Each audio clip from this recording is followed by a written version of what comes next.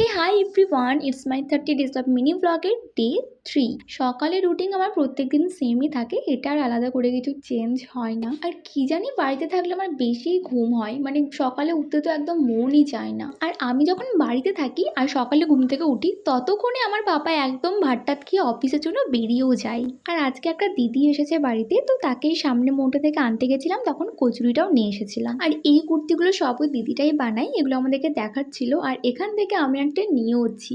তারপর ভাবলাম একটা ফেস প্যাক বানাই আজকে। রেগুলার বেসিসে এগুলো মাখাও হয় না, মানে মাঝে সাঝে কোনো এক সময় মনে পড়লো, বিশেষ কথা আলিশ না লাগলে তখন আর কি বানানো হয়। আর দুপুরে আজকে সেরকম করে কিছু খেতে ইচ্ছে করছিল না, কারণ কচুরিটা লেট করে খেয়েছিলাম, তো পেট প্রায় ওই ভর্তিই ছিল। আর খেয়ে আমি প্রত্যেক দুপুরেই ভাবি যে আজকে দিনে আর ঘুমাবো না, কিন্তু সেই 2 ঘন্টা ঘুম হয়েই যায়। ঘুম থেকে উঠে আমি ছাদের গাছগুলোতে জল দিয়ে দিলাম, বাড়িতে থাকলে আমিই জল দিয়ে দিই, আর নিচের গাছগুলোতে মা যখন নিচে থাকে তখনই মা জল দিয়ে দেয়। আর 5:30টার সময় আমি জল দিতে গেছিলাম ছাদে, তখনও সেই ঘেমে চান করে গেছি শুধু রোদের চোটে।